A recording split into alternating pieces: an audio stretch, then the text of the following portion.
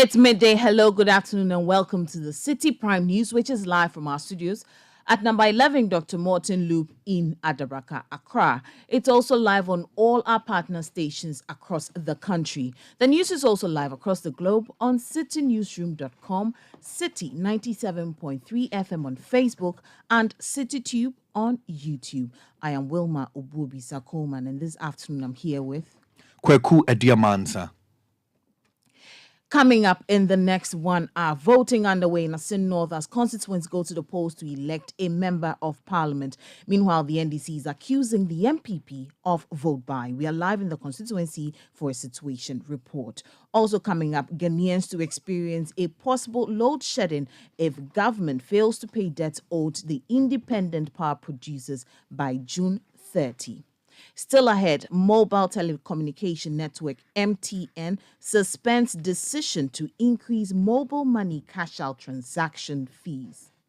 And later, National Disaster Management Organization, NADMO, in the Western region begins distribution of relief items to residents of Ewusijo who were rendered homeless after last week's floods. Stay tuned as we bring you details of all that and more on the Citi Prime News, which is also live on all our affiliate stations across the country. In the Western region, you're listening to us on Premier 100.5 FM and Beach 105.5 FM, both in Takoradi. In the Bonnet region, we are live on Green at 95.9 FM in Sunyai. In the Ashanti region, you're listening to us on Orange 107.9 FM in Kumasi. In the Eastern region, we're on Right 90.1 FM in Somanya. In the Volta region, we're on Holy 98.5 FM in Aflao. In the Northern region, we're live on Dasuma 99.1 FM in Yenti. In the Upper East, you're listening to us on Word 88.3 FM in Zuarungu. And in the Upper West, we're on Bugli Radio 88.6 FM in Wa. Citi Prime News at 12 midday. Updates you on all the running stories and connects you to the newsmakers. Many thanks for your time this afternoon. We'll settle for the details of our stories now. We'll start off with the by-elections in the Asin North because voters in the constituency of the Central Region are casting their ballots in the by-election currently ongoing there. The constituency has a total of 41,168 registered voters spread in 99 polling stations. The New Patriotic Party, the National Democratic Congress, and the Liberal Party of Ghana have each presented candidates for the elections. Charles Opoku is representing the MPP, James Jashekwesin is representing the NDC, while Benis Enyonam Sefenu is representing the LPG. The minority leader in Parliament, Kaisel Atuforsen, is accusing the governing party of sharing money to voters. At the NPP, we have given amount of 200 Ghana cedis and 300 Ghana cedis. 200 Ghana cedis and 300 Ghana cedis. I have actually granted a statement informing the public about the matter and have paid the Ghana Police Service 200 Ghana cedis and 300 Ghana cedis. It should not be allowed. What the NPP is seeking to do, that's what they know that I've come to see. I'll be the one. So because I'll be what the hell is that? So they have put the word out there that me, after forcing, rather than sharing money. It's a shame. I mean, this is a party that can only lie without providing evidence. I've never been anywhere. All day. I started 7 o'clock. I was here. I've been to the command center. I've also been to all the police stations. Everyone connected to the party.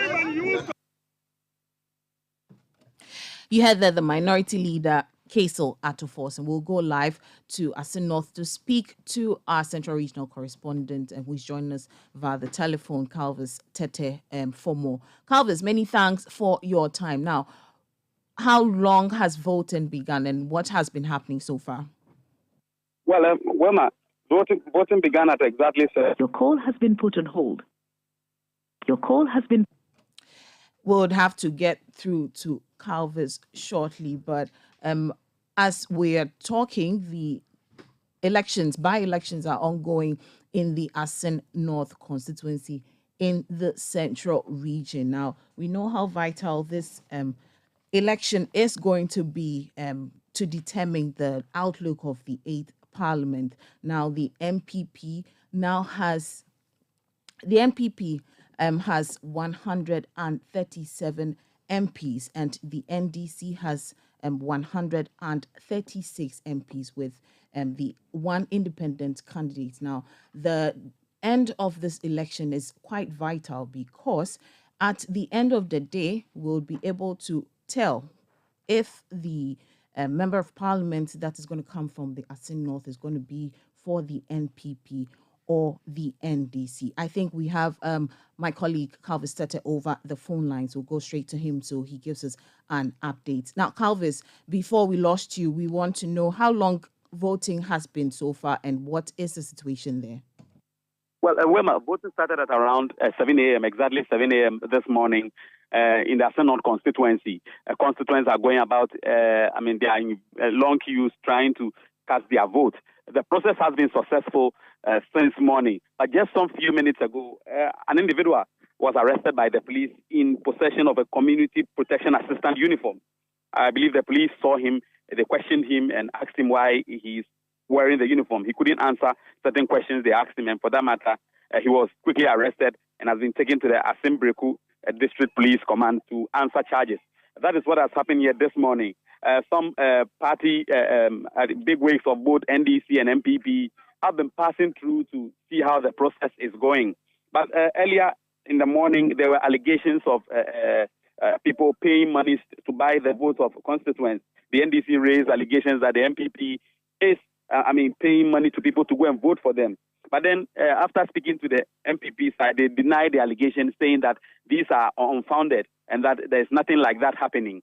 But the NDC is still insisting that there is vote buying. So this is what is happening here this afternoon, Wilma.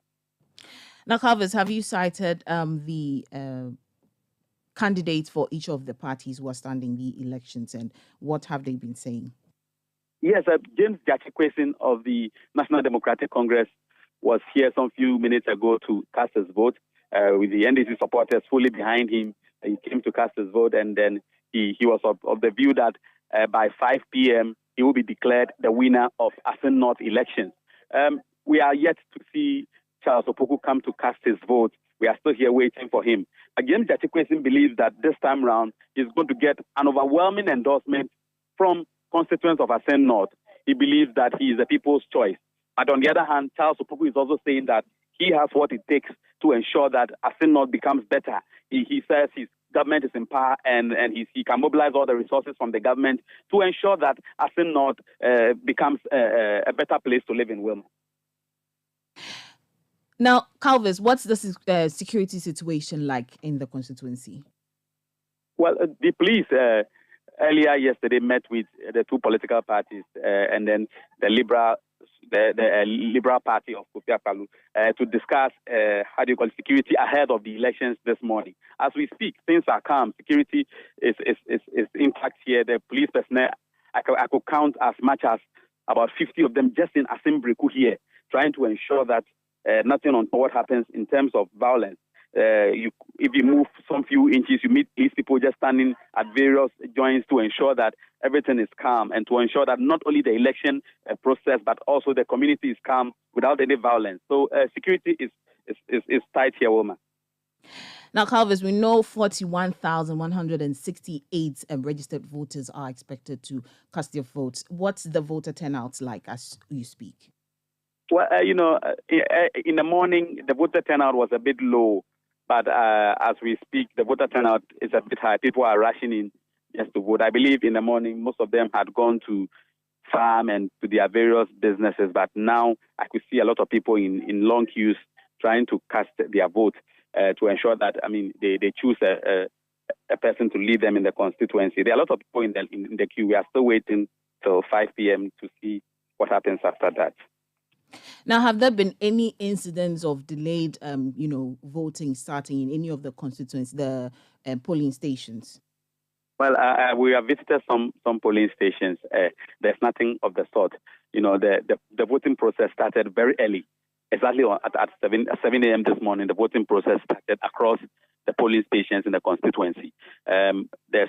We've not recorded any incident of a delay in any constituency. We are hoping that by 5 p.m. all of them will just finish and then the counting will begin, Wilma. Now, Calvis, have you been able to speak with some officials of the Electoral Commission? What are they saying about the process so far? Well, the Electoral Commission earlier on said that they will ensure a peaceful process. They will ensure that everything is clean, so that the aftermath of the elections will be peaceful. That is all they are hoping for. So the officials of the Electoral Commission are still around monitoring the process. For now, things are calm. Nothing untoward has happened here. Calvis, have you been able to speak to the electorate? What are they also saying? Well, I spoke to the electorate, both the NDC and the MPP. The NDC is of the view that they are the people's choice, that James Gachikwe is the people's choice. He is the one to lead the constituency because they believe in 2020 he was given the nod to lead the constituency, and then the MPP denied him that chance. So they believe that, yet again, despite his age, they still want to give him another chance to see what he can do.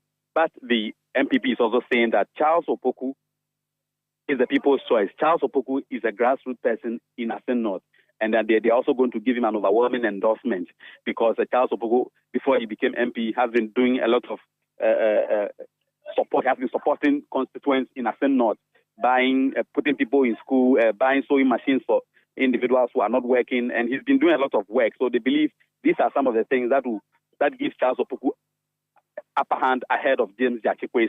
But we are waiting to see what is going to happen after 5 p.m. Calvis, during the Kumewu by-elections, we had some MPs who were acting as polling agents. Have you cited any MPs at Asen North who are polling agents? And if you've spoken to them, what have they been saying? Well, here at Asen North, unfortunately, we don't have one here. The MPs just come through to just inspect the process and then they go. We've seen just party people who are just polling agents and not the MPs. The MPs are just passing through to just see how the process is going. So for here, we don't have one of such thing here, woman. Have you cited any bigwigs of any of the political parties that are present? Yes. Earlier in the morning, Johnson Asiru Nketia passed through, and then with the MPP, Chairman Wuntumi also passed through. Alexander Afenyomakin also came through, and then Fifi Kwete also came through for the NDC. So both parties have their leaders coming in bits just to ensure that the process is successful. They just come in with their supporters to inspect the process, and then they go back. So they must still trying to ensure that everything is successful. Right. Now, Calvis, we want to know. You mentioned some of the bigwigs are there. With the way the electorates are coming in, are we sure that by 5 p.m. voting would have ended? Yes. I'm saying that because the voting started early at 7 a.m. And there's nothing happening that is disrupting the process. From all the police stations I checked, there's nothing happening that is distracting the process. So we are hoping that by 5 p.m.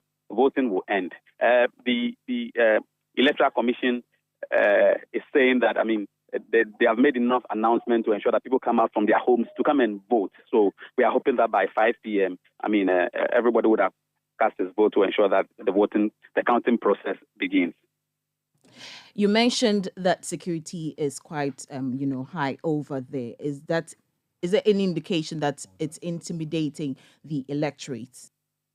The police, from what I've seen, I have put up a friendly face. They just directing the constituents to abide by the laws that have been set by the Electoral Commission regarding the elections. So people are just in long queues.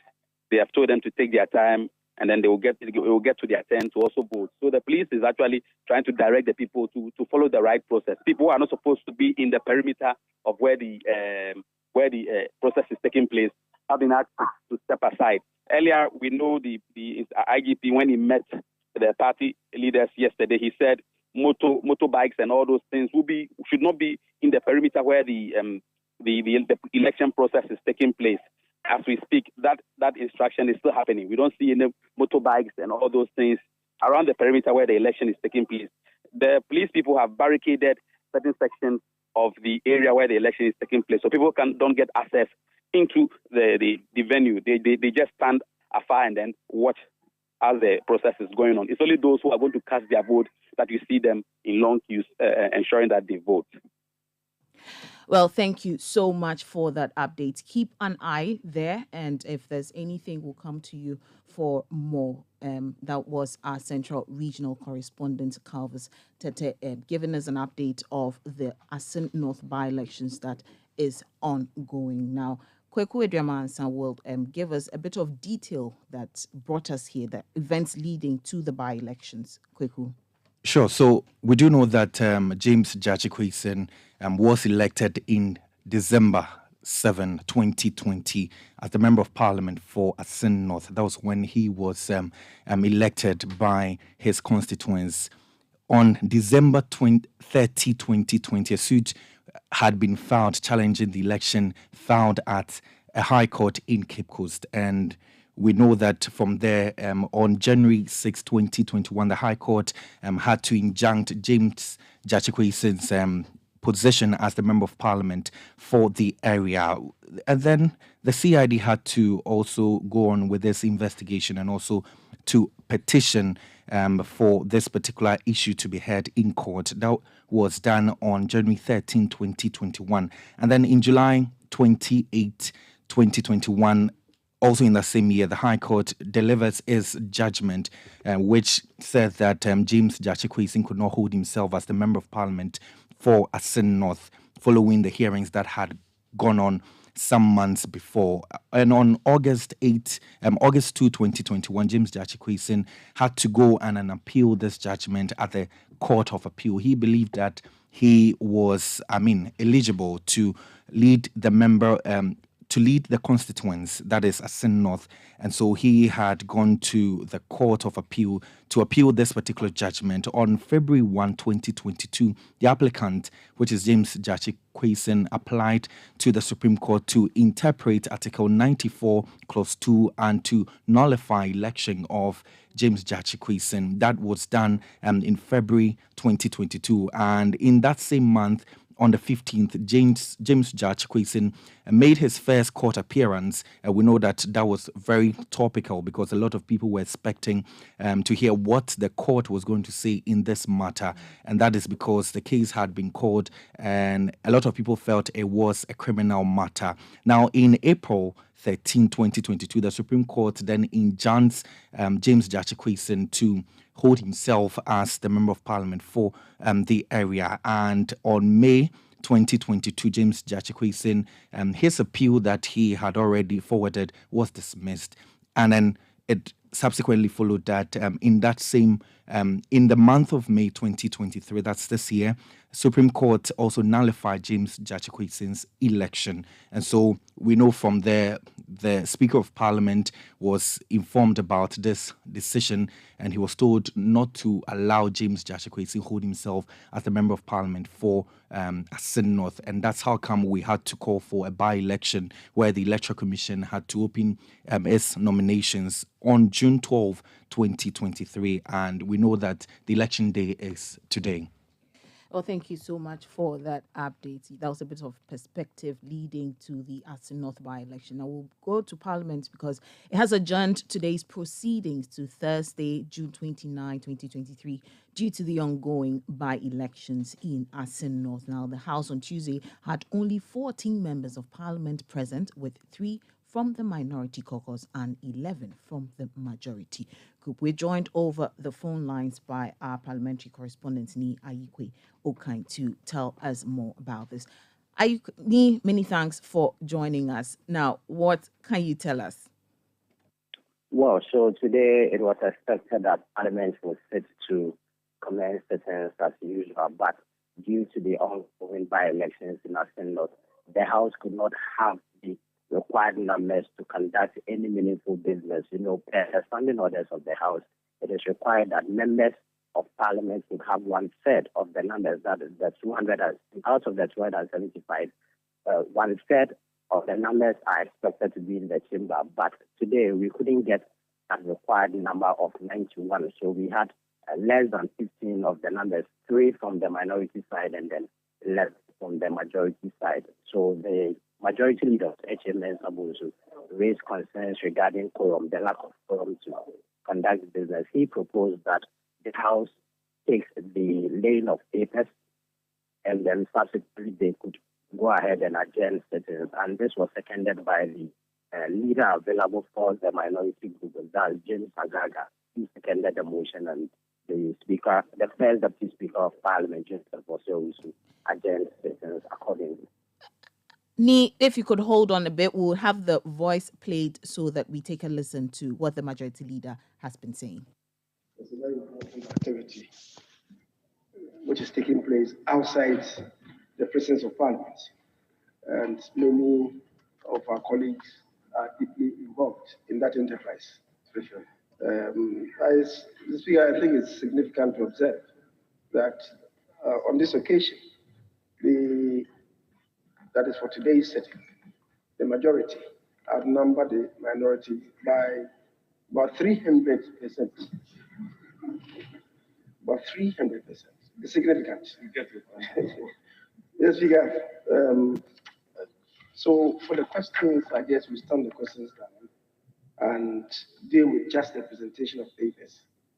And when we are done, I believe we will take an adjournment. So, Speaker, I would plead that we alter the business for today and deal with the presentation of papers. Thank you, Mr. Speaker. The leader of the House says they have outnumbered the minority by over 300%. The Speaker, I'm not sure that statement is very accurate. As Mr. Speaker can see, the Honorable Podo is here. I'm here, I'm representing, I'm the available leader. My brother is here with me. And so our numbers are increasing. I'm sure by the time we write. But Mr. Speaker, that said, it's obvious that we are not properly constituted to transact any meaningful business. But before we even get to the point of taking those objections, if it's about the presentation of papers, I don't think that should cause us any injury. And so we may yield, and then we can do the presentation, and we take it up from there. You had the majority leader, Osei Mensah Bonsu, adjourning today's sitting. It was seconded by James Agalga, who is from the minority caucus. My colleague, Ni Aikoyokan, is still on the line. Ni, many thanks for staying with us. Now, after this? What next? Well, so today it was expected that the ministers for Foreign Affairs and Regional Integration and the Food and Agriculture would be in the House to answer questions regarding issues pertaining to their sectors in the country, but that could not take place. And then, motions that are various stages of consideration, such as the Contract Amendment Bill 2022 and the Wildlife Resources Management Bill, together with some other bills, we expected to have been worked on today. But since the sittings could not take place due to the lack of quorum, it is expected that these business activities would be conducted on Thursday, considering the fact that tomorrow is also a public holiday for the Eid al-Adha festivities. So we expect that these business activities would be taken, God willing, Thursday.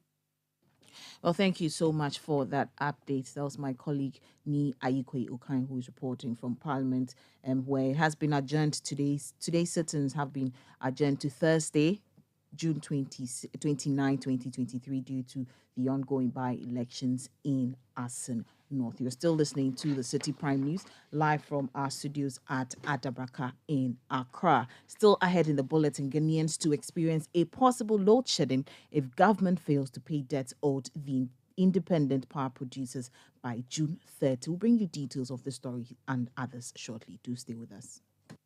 Citi Prime News at 12 midday. Updates you on all the running stories and connects you to the newsmakers.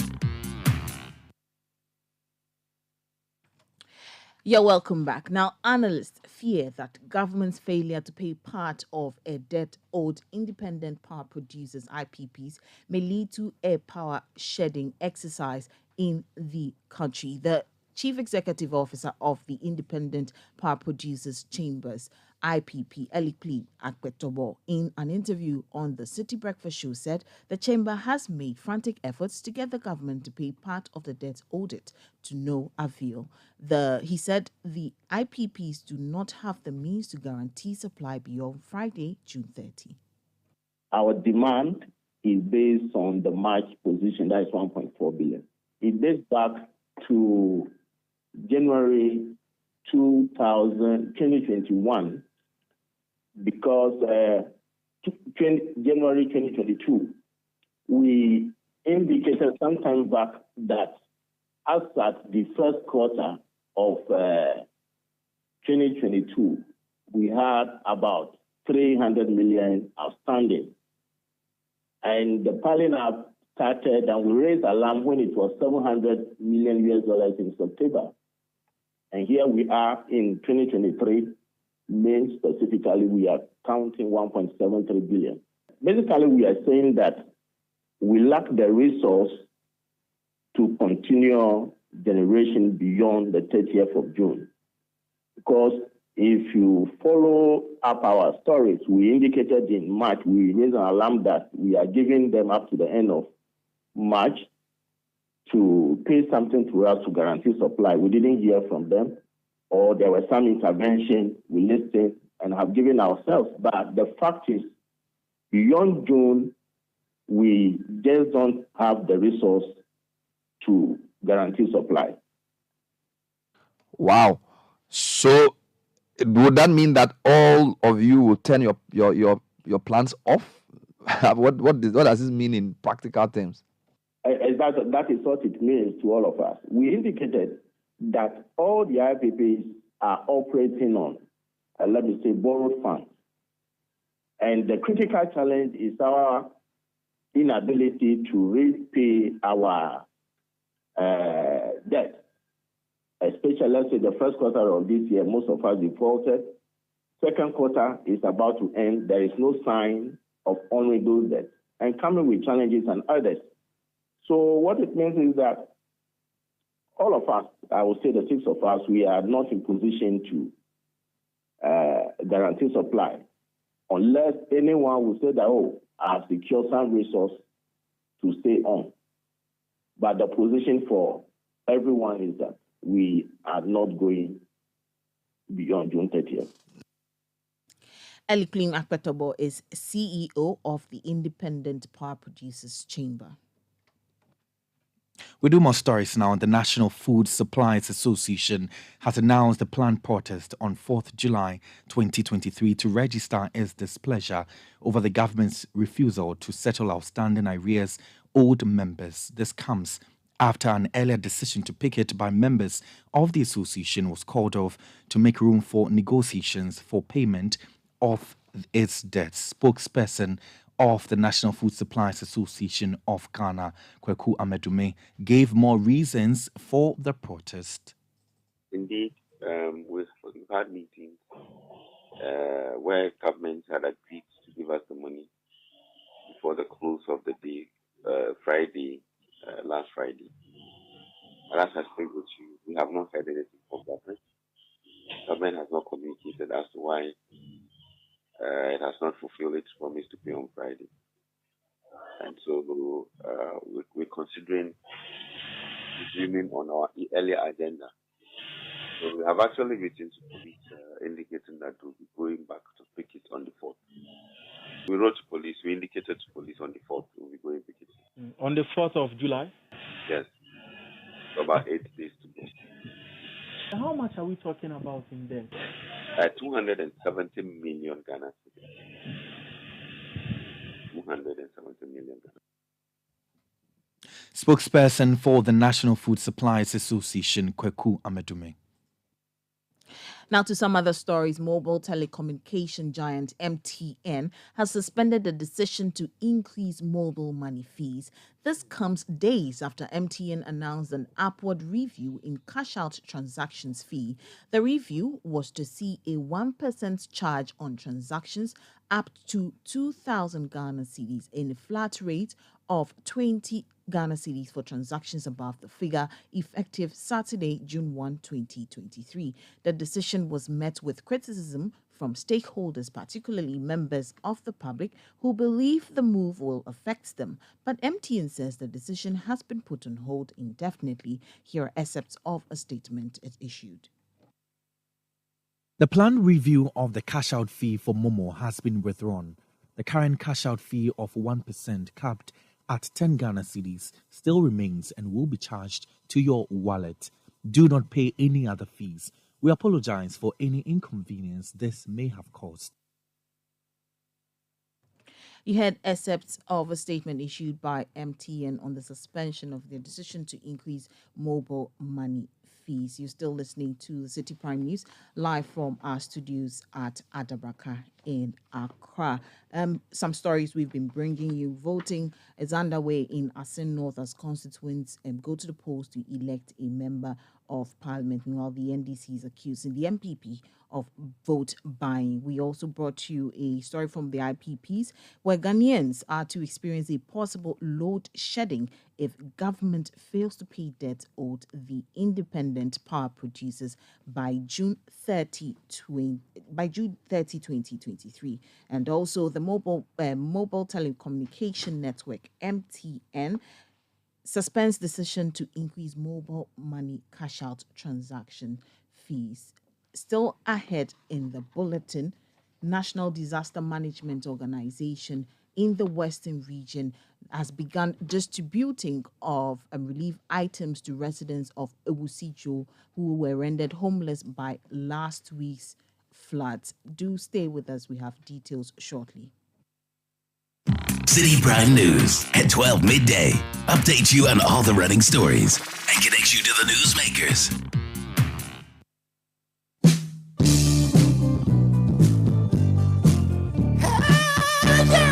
They graced the stage last week with some show-stopping, soulful performances.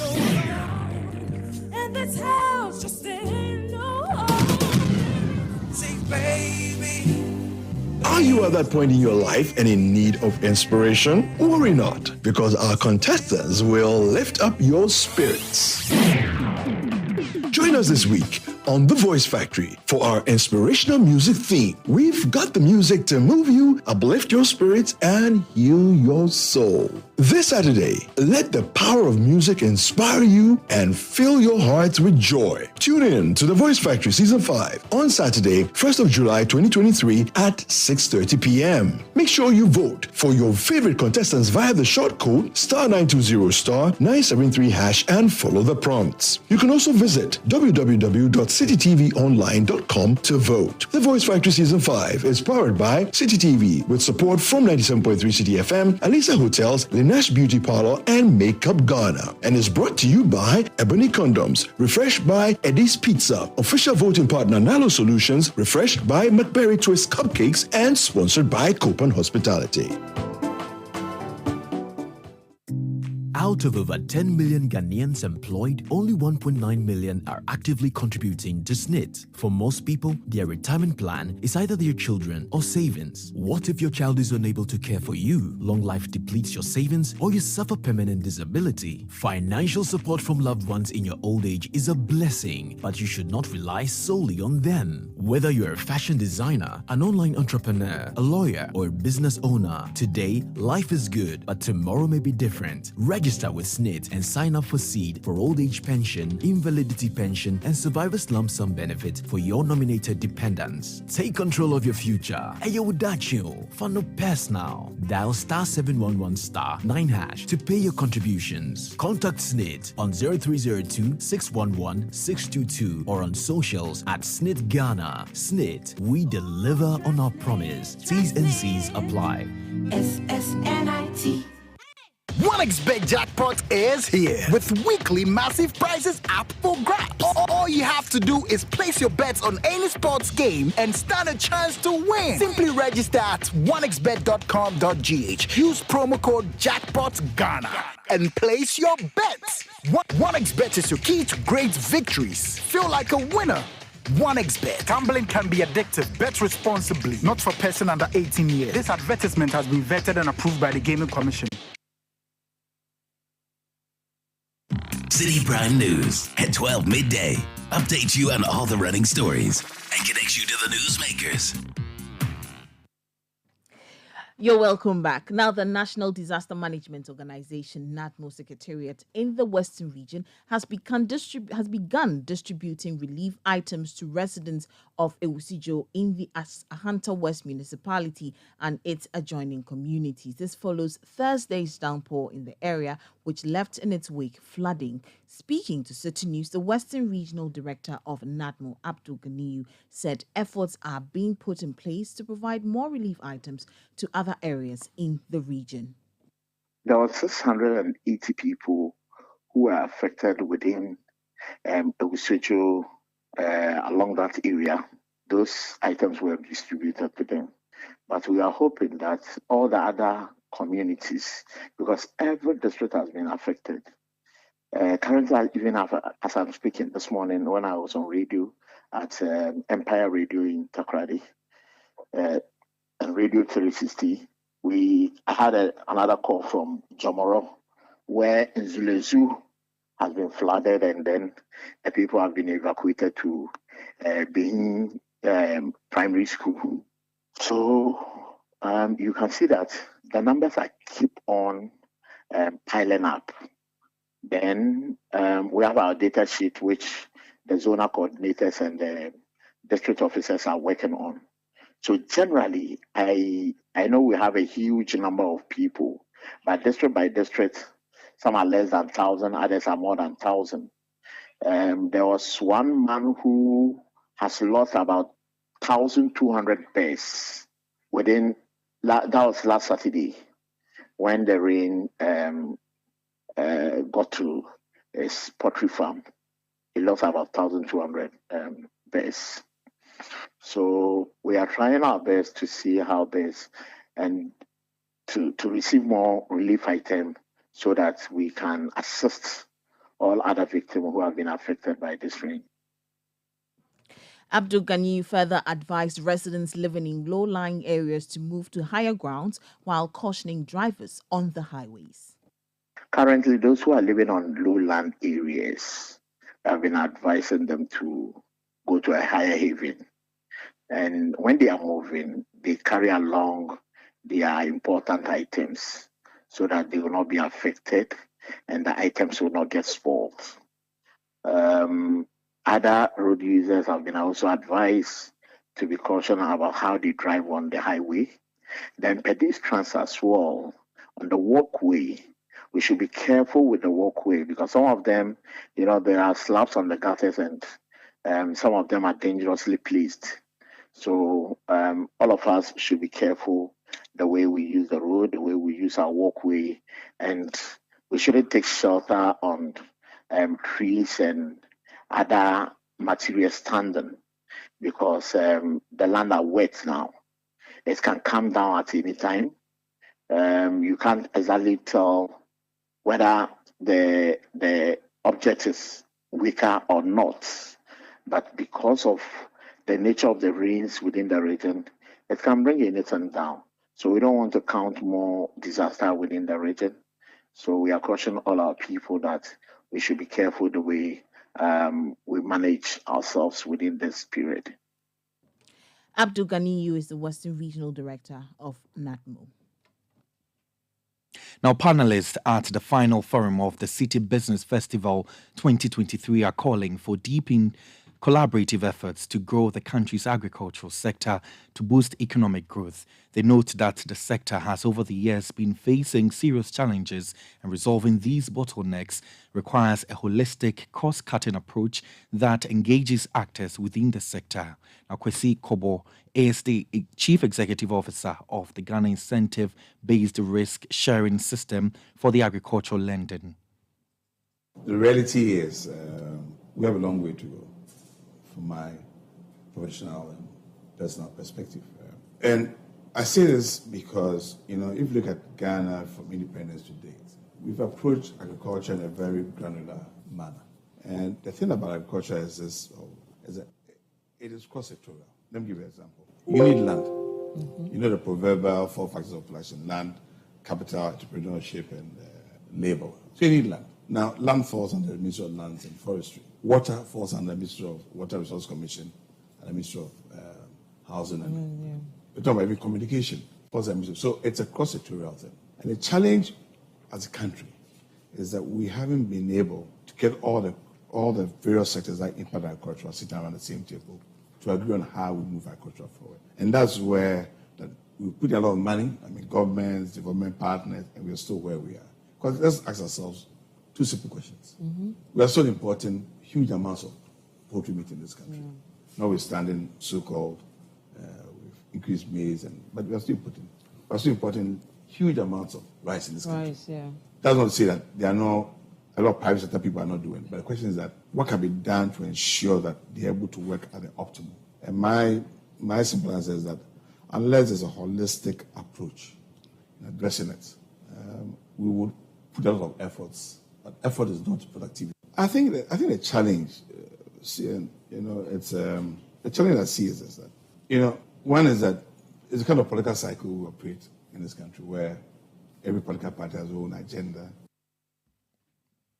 You heard there the Chief Executive Officer of the Ghana Incentive-Based Risk Sharing System for Agricultural Lending, Kwesi Kobo.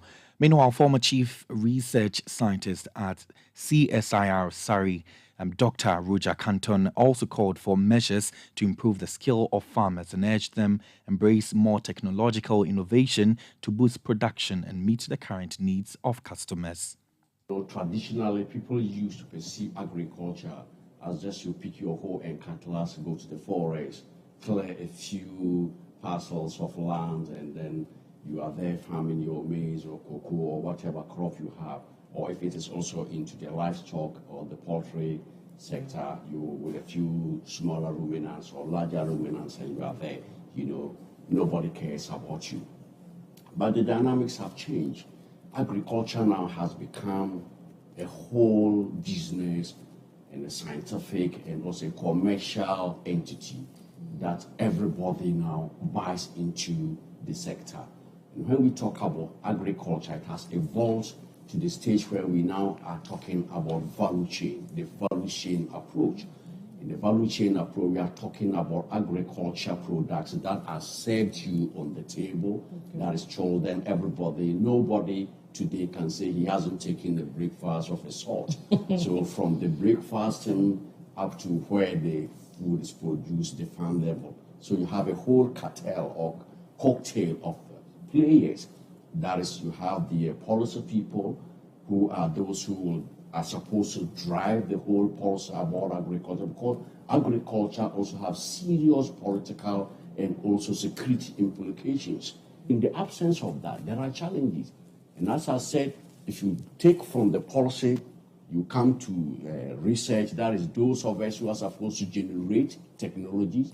How do we generate technologies? You have to interface with farmers who bring up the production constraints, problems, and debilitating issues for you to look at. And this is for food and agriculture or the Department of Agriculture. You heard the former Chief Research Scientist of CSIR SARI, Dr. Roger Canton. Now, the 2023 edition of the City Business Festival is powered by Citi TV and Citi FM in partnership with APSA and is proudly sponsored by MTN Momo, MTN Business, and ZPay with support from Gesal. Now, some recruited staff under the Technical and Vocational Education and Training TVET are demanding payment of their 7-month salary arrears. The staff explained that since their appointment in November last year, they're yet to receive any payment. They lament that their leadership is yet to communicate the way forward. On one of the staff, Peter Ewa, tells Citi News, despite assurances of payments by government, nothing has been done. The payment is delaying, but actually our leaders have not been communicated to us yet. Why they've not been paid us up to now? But I quite remember last month, our Director General came on TV and they asked her, and he was saying they are constructing scheme of service, but they are not done. When they are done, our money will be paid in bulk to us. But just recently, about 2 days ago, I heard some news circulating that at the end of this month, if we get our salary back. Up to now, you've not heard anything from our leaders. So how are you guys coping? How are you guys doing it? Borrowing coins. I know hard work. Sometimes I have to go and help those at the kitchen so that at least I can even get more food. Now, when you called, I was at the kitchen. Before I moved to the staff common room, I was at the kitchen helping. We have only 2 women who are cooks over there. So yesterday, one reported that she is sick. So I have to go in and help so that at least I can get something to eat.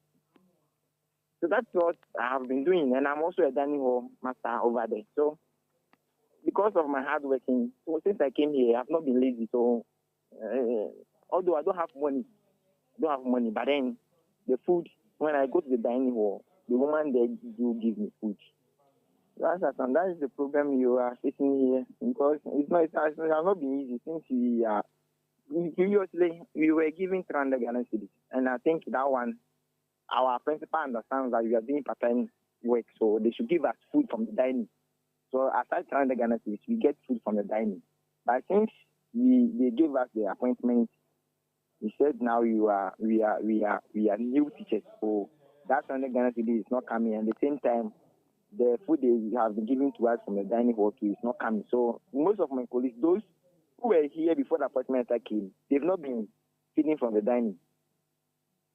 But as for me, because I do go there to help, I do also go there to monitor the students and those things. I have been getting food, but other colleagues are not getting the way I am getting it. So it has been something else. They are really suffering. But they are around, they do the work all right. But the happiness is not there.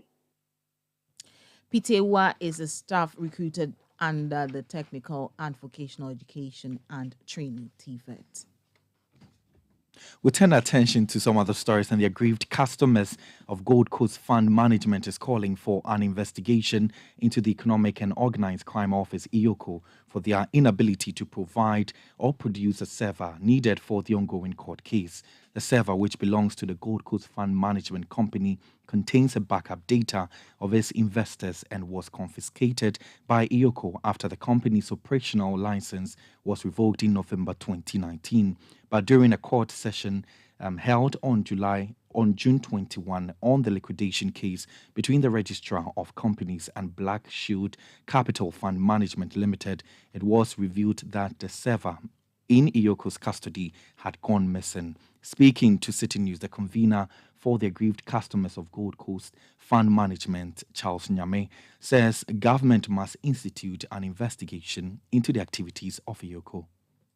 Gold Coast Fund Management license was revoked. The government confiscated the data of Gold Coast Fund Management. Thus, their offices were locked by the Security Selection Commission, and the server that contains a backup data for customers were confiscated by EOCO through the directives of Security Selection Commission. Now, on the liquidation case, the court has ordered Security Selection Commission to furnish Gold Coast lawyers with data for them to reconcile figures that have been presented to the court as debt owed to customers by Gold Coast Fund Management. For the past 2 years, the Security Selection Commission have been very skeptical to produce these data requested by the court. Just last month, the court ordered that the server should be given, or Gold Coast should be granted access to the server, which is under the custody of EOCO, so that these data that is needed by the court can be given to Gold Coast for the reconciliation on the figures. On the 21st of June, that was last Wednesday, we went to court and the Registered General Department lawyer came to court to report to the court that on their effort to reach out to Yoko for the server, they were told that the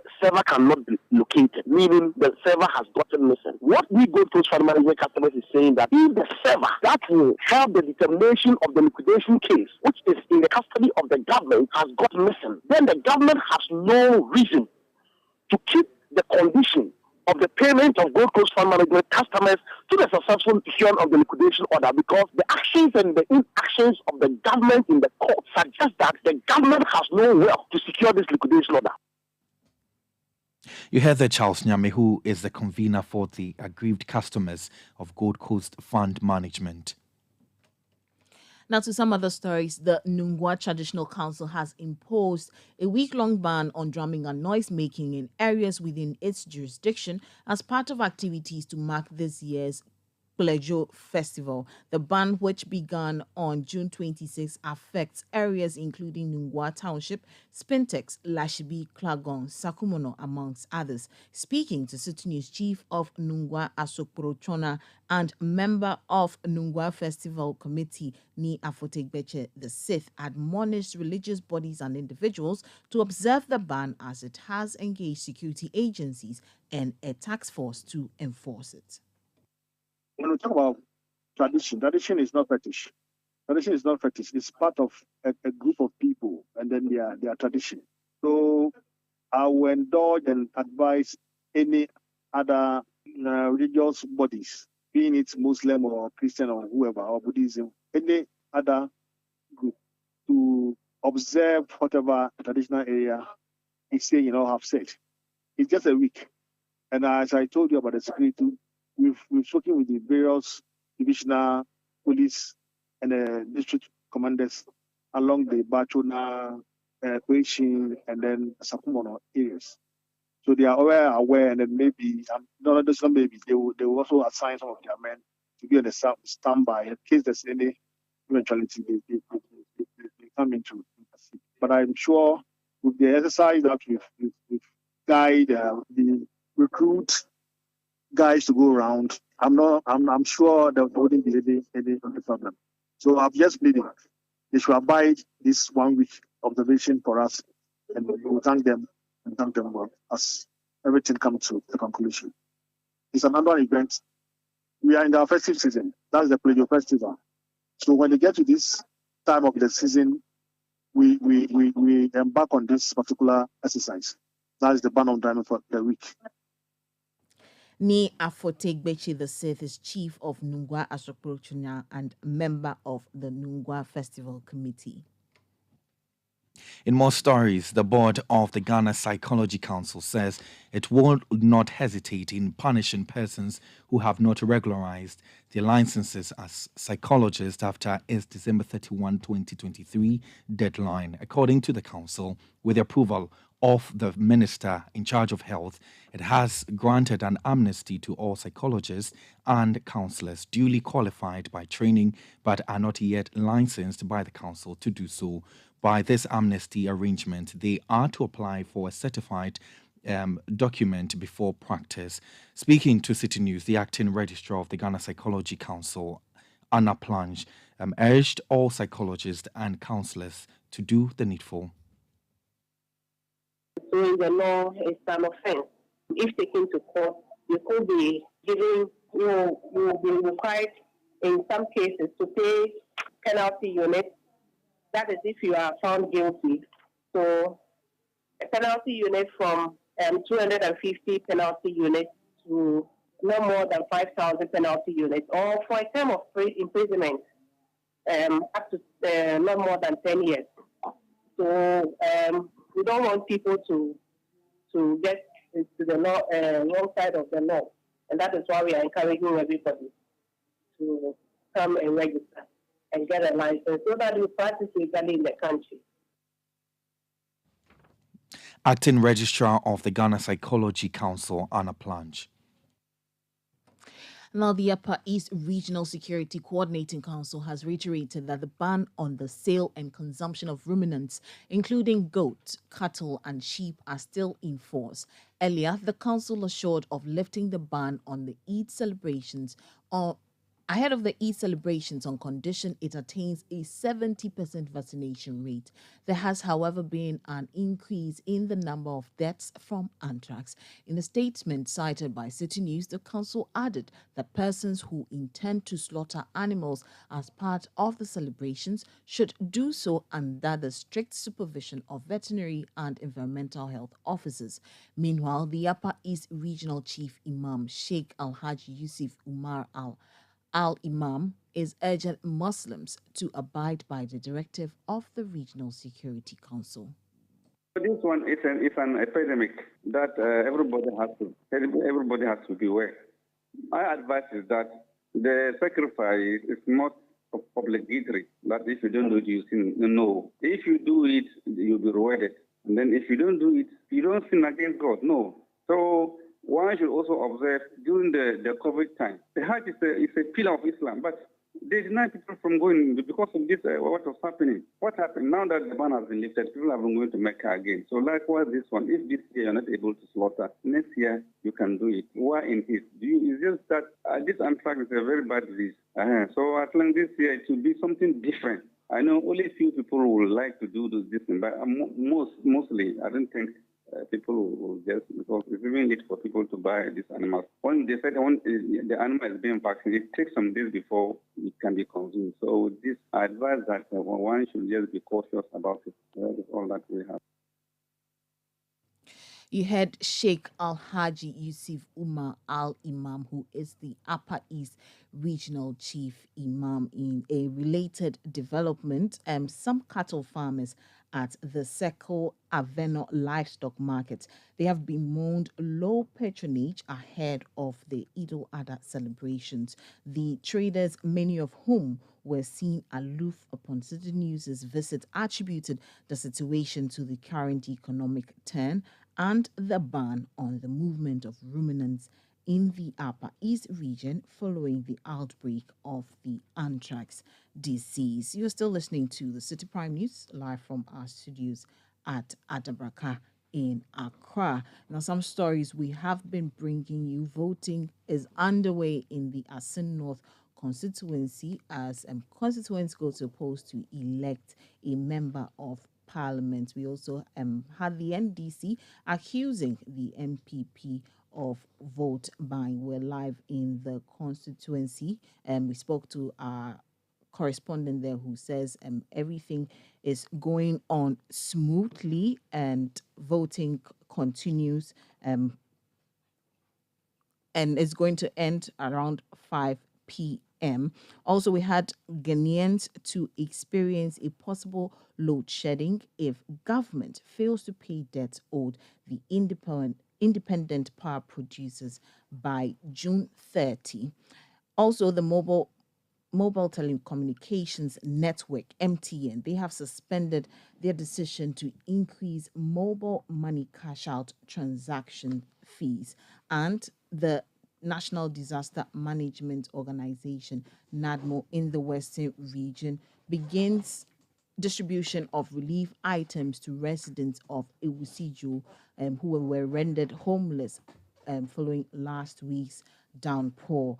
The news is also live across the country on our affiliate stations. In the Western region, we're on Premier 100.5 FM and Beach 105 FM, both in Takrady.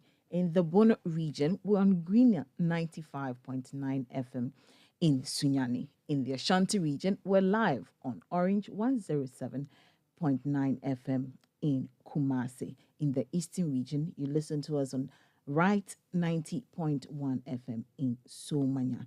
In the Volta region, we're on Holy 98.5 FM in Aflao. And in the Northern region, we're on Dasma 99.1 FM in Yendi. In the Upper East, we're live on WED FM, WED 88.3 FM in Zuarungu.